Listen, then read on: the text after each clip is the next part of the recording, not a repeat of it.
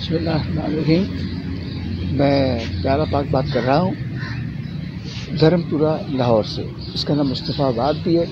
ये मैं आपको सुबह का मंजर दिखा रहा हूँ। ये एक छोटी सी वीडियो है और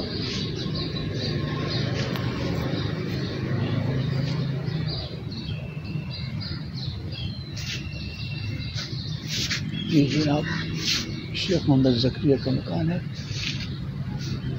और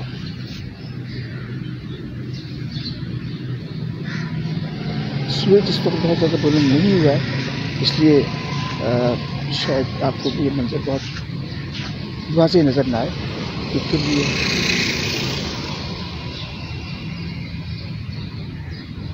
कुछ ना कुछ तो है। ये बड़ का दरख्त है और दूसरे दरख्त भी लगे हुए हैं।